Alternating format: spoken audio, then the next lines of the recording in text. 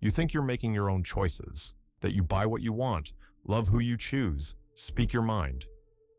But let me ask you something brutal. How much of your behavior is truly yours?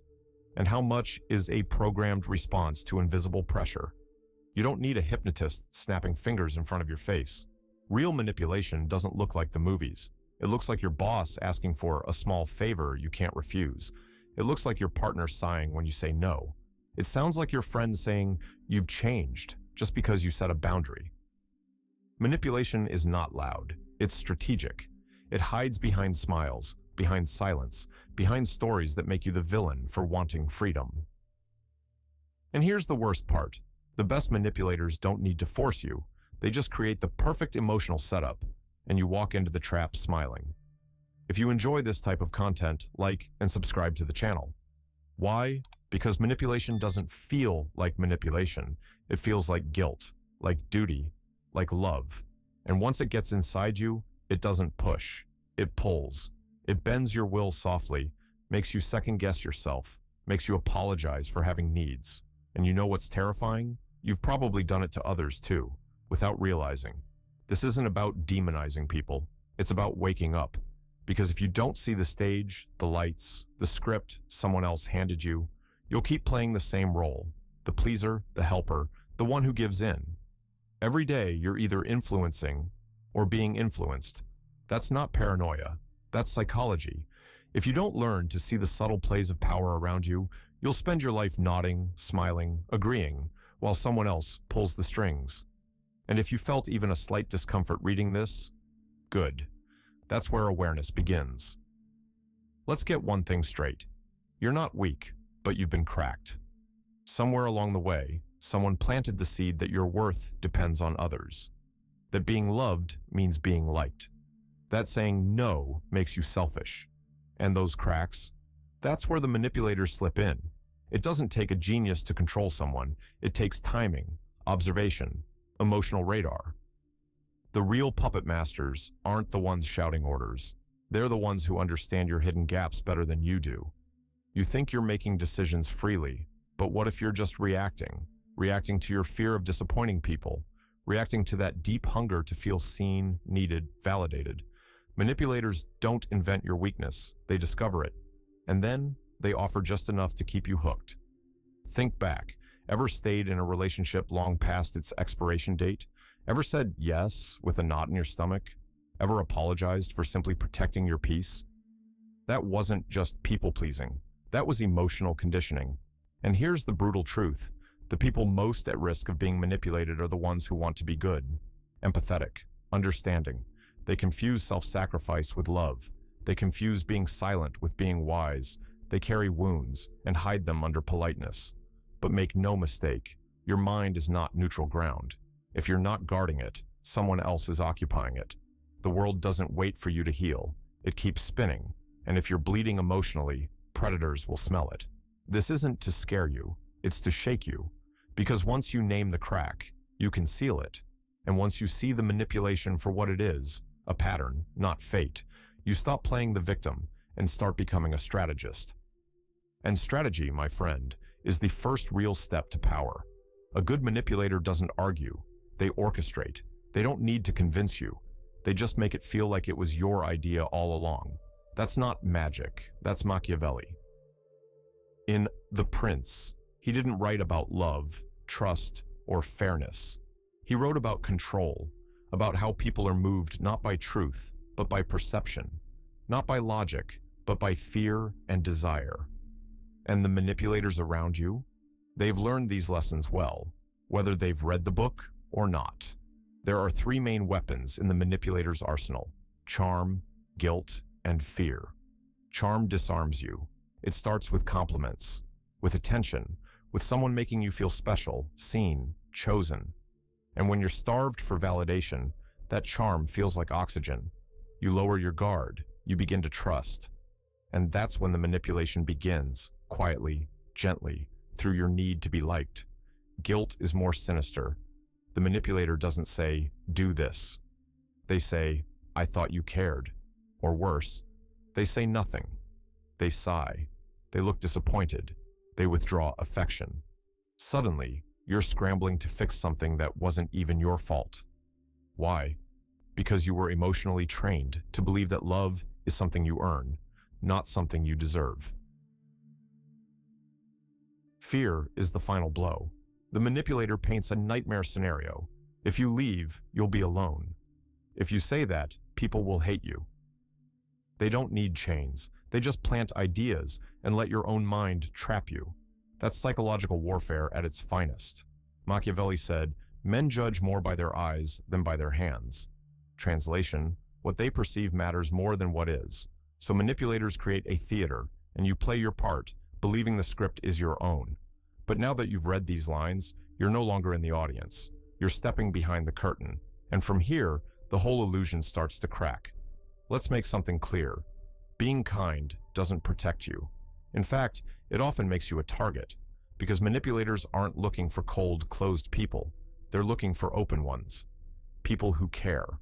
People who say yes when they mean maybe. People who think being uncomfortable is worse than being used. You don't need to stop feeling to stop being manipulated. You need to start observing. Step 1. Awareness. You need to know what triggers you. Is it rejection? The fear of disappointing others? The anxiety of conflict? Name it. Own it. Because what you don't own owns you. Pause and ask, why am I about to say yes? Is it because I want to, or because I'm afraid not to? Step 2. Strategic detachment. This doesn't mean becoming cold. It means staying conscious. Observe before reacting. Listen without rushing to fix. Watch how someone behaves after you say no. That's when their real intentions show. Don't let every compliment melt you. Don't let every guilt trip hook you. Emotional distance isn't cruelty, it's clarity. Step 3. Unpredictability. Manipulators thrive on patterns. They know your moves. You say yes when they flatter you. You apologize when they sulk. Break the rhythm. Pause. Say, let me think. Walk away. Go silent. That silence? It shakes them. It forces them to reveal whether they're real or just rehearsed. But here's the most important shift. Build your identity. Because the more solid your sense of self, the less you need approval. And when you stop needing to be liked, people lose the power to bend you. Emotional immunity isn't about shutting down. It's about leveling up. It's choosing calm over chaos, truth over peacekeeping, and integrity over comfort. Now ask yourself, who are you when no one's pulling your strings? It's easy to talk about manipulation when the enemy is far away. Harder when the one pulling the strings holds your hand at night. When it's your mother, your partner, your oldest friend, the person who once wiped your tears or whispered, "I'll always be here." This is where it hurts the most. Because intimate manipulation doesn't scream. It whispers. It says things like, "I just want what's best for you. I wouldn't do this if I didn't care. You've changed." And those 3 words, "you've changed," are code for you stopped obeying. Emotional manipulation in close relationships isn't always intentional, but it's always destructive. It makes you shrink yourself to keep the peace. It makes you doubt your intuition. It makes you believe that love means surrender. Romantic manipulators are masters of this. They say, "Without you, I'm nothing. I can't live without you." Sounds romantic? It's not. It's dependency dressed as devotion, because real love respects your boundaries. It doesn't punish you for protecting your soul. In families, it hides behind duty. You can't do this to your parents. We sacrificed everything for you. But guilt is not a currency. You don't owe your sanity for someone else's sacrifices. At work, it wears the mask of loyalty. You should be grateful. Don't forget who gave you a chance. That's not loyalty. That's leverage. And here's the hardest truth to swallow. Not everyone who loves you knows how to love you without control. Some people need you small to feel secure. Some need you guilty to feel powerful. So, what do? You set boundaries, without explanation. You name the manipulation, calmly, clearly. You prepare for backlash, and stand your ground anyway. Because sometimes, love means stepping back. Sometimes, freedom means being willing to lose a connection to find yourself again. And until you do, you'll never truly be free. Niccolo Machiavelli didn't write for dreamers.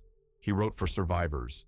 He didn't care if his words made people uncomfortable, only if they worked. And what he taught wasn't cruelty. It was clarity. Brutal, unfiltered clarity. Because if you want to live free, truly free, you need more than good intentions. You need strategy. You need emotional discipline. You need to stop reacting and start observing. We live in a world built on influence. Social media, politics, marketing, even relationships, all of it runs on psychology. And if you don't understand that, you're being played. Machiavelli said, "Men judge more by their eyes than by their hands." Translation, what people see matters more than what is. Perception isn't part of the game, it is the game. So here's how you take your power back. 1. Observe more than you speak. Silence is not weakness, it's data collection. Every time you pause before reacting, you flip the script. You become unpredictable, and therefore unmanageable. 2. Read people through patterns, not promises. Don't listen to what they say when they want something. Watch how they behave when you say no. 3. Detach with grace. You don't owe anyone access to your mind, your time, or your peace. Respect isn't obedience. Loyalty isn't submission. And love isn't control. 4th, master ambiguity. You don't need to reveal everything. Share enough to influence, but keep your core protected. Real power is quiet, it's invisible, and it's never desperate. Most importantly, own your inner state. The manipulator can only twist you if you're already unstable. So stabilize, strengthen. Stop handing out your emotional power like candy, because once you build that inner fortress, once you see through the game, no one can ever use you again. Now the question is, will you go back to sleep or start leading your own mind? If you enjoyed the video, don't forget to click the like and subscribe button.